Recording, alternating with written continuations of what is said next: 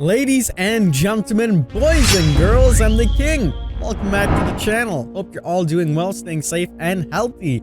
Today, we have some confirmation that keys and Moris are going to be changed in the game. That is absolutely mind-blowing. I knew about this information for quite a long time. I've been kinda not really holding off on the video, but there's just been so much other things to talk about before we jump on into a discussion like this that I wanted to get those out the way. And now, everyone, it is finally time to talk about keys and Moris. We've made a video like this in the past, just talking about some of the ideas that we would incorporate on into the game to make keys and Moris a little bit more viable in 2020 and balanced, so to speak. So today, we're basically going to reiterate all of those theories and suggestions that we have, as well as talk about new information that we received. If you guys do enjoy the video at any time, make sure you leave a like down below. It's much appreciated. And feel free to subscribe if you enjoy the video as well. We are nearing 100,000 subscribers, and that is our goal. So thank you guys so much for all the support. And if you guys want to continue discussion, we are live on Twitch right now. So you're more than welcome to come on out. We can talk about keys and Moris. So you guys are probably wondering, how are keys and Moris confirmed to be changed? Where did you hear this from? So if you take a look on screen right now, this is a post from Peanuts that was made on July 30th, so about 1 week ago. And what he says here is Moris are on the list to be changed at some point, but I can't give any details or dates just yet. Before anyone asks, yes, keys are too. This is not what the thread is about. So this was, obviously they were talking about something else, and keys and Moris, as you can see, are on the list to be changed at some point. So it means it's confirmed that keys and Moris are going to be getting a change in the game, which is crazy. It's amazing. Keys and Moris is something that in the game that on both sides make the game lopsided. You use a key when 3 people are left, 1 gen remaining. The killer has really good pressure with a 3 gen strat or something like that. You use a key, everybody gets out. Not fair for the killer. Killer, on the other hand, you hook someone, and then you just chase them down, swipe them, get them out the game. They don't get their fair shake, and you just Mori them straight out the bat. Not really fair on the survivor side. So, keys and Moris are going to be looked into, and they're going to be changed. Happy days. So, that leaves us with speculation on how keys and Moris are actually going to be changed. And I've read through a lot of things, a lot of suggested things that people come out on Twitter and say, that people come on Twitch and say, and a while ago we made a video talking about Mori and key changes, which were just ideas from not only the developers from previous live streams that they've mentioned in, but also some of the community. And I kind of put everything together, smudged it all in a ball, and made a theory or suggestion. And I'm going to reiterate what I said, because I still think to this date, it is a very, very good idea. Obviously, they might do something completely different, but it's cool to speculate. So we'll talk about keys first. So obviously the way keys work right now is quite simple. You have a key, you can find a hatch, open a hatch, everyone can jump in. It's open for about 30 seconds. The killer can lock it. That's pretty much it. Once the key is used, GG, and game over, right? Sometimes the killer gets lucky. If they find the hatch while everybody's there, they can lock it. And if they do lock it, if the last person's alive, the hatch opens again and the last person can escape. And that's pretty much how keys work in the game. All the add-ons just, some of them make you keep the key. They're very not 2020 orientated. So here are the changes that I have proposed for keys. Now, when you use a key, a doll or a skeleton, you open up the hatch will automatically close, meaning only one person can use the hatch. Once the key has been used, nobody else in the game can use another key. Now, the skeleton key might have a variation to it, or we might just completely get rid of the dull keys and that'll be the base. But if needed, we can make it so that the skeleton key would make it so that up to 2 survivors can escape, and that's pretty much it. That way, the killer will still have technically 2 kills if 2 people are escaping.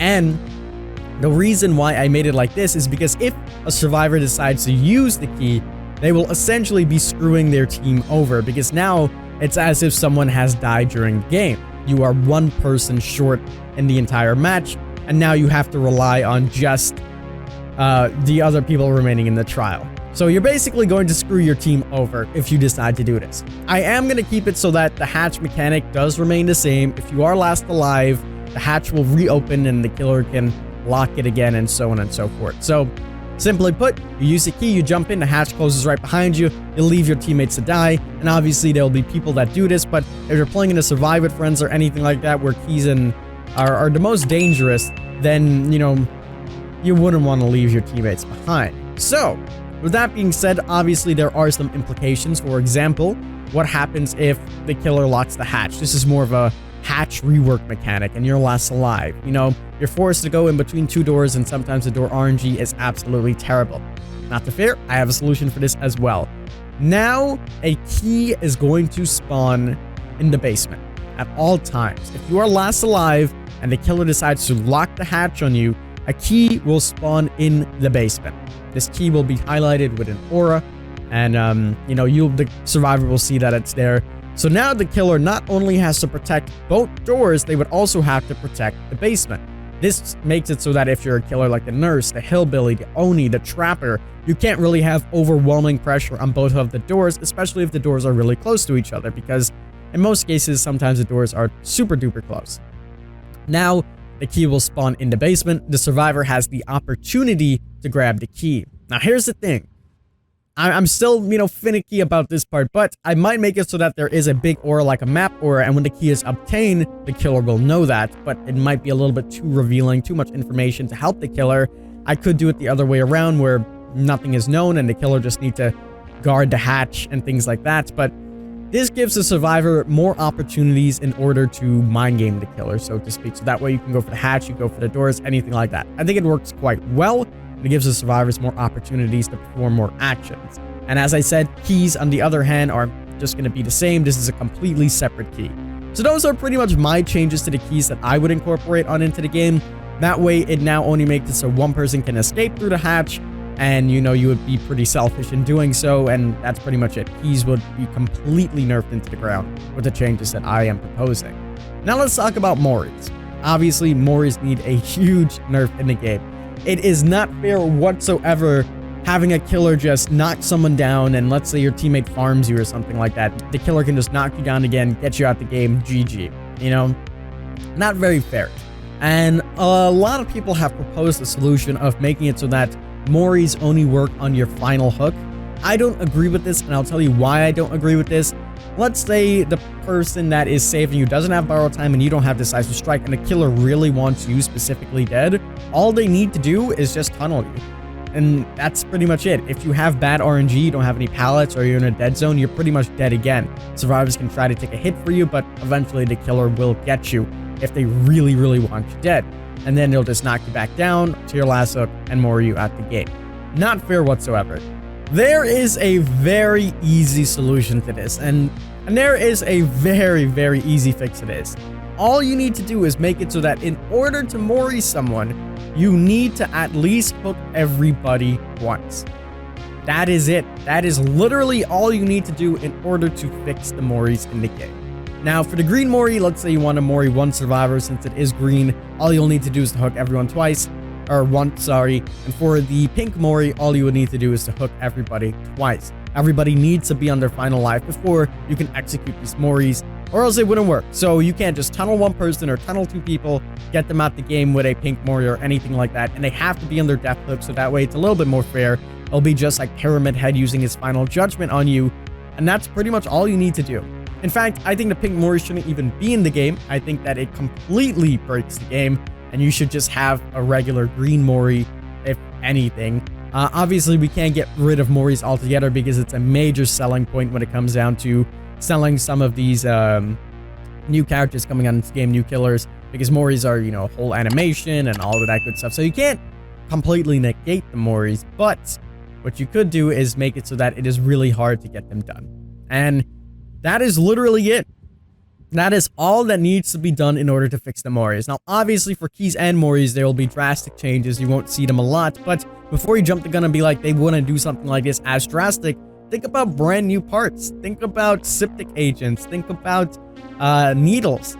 These were very game-breaking things. Way back in the days, if you had a brand new part and you touched the gen would be automatically completed. If you had a needle and you touched the survivor, they would automatically be healed.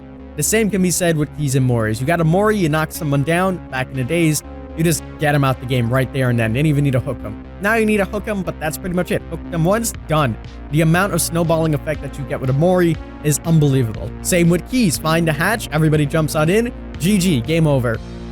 So changing these, making them a little bit more fair to use, and having a 2020 overhaul essentially to really fit 2020 and how the game has been going, I think this would be a phenomenal change.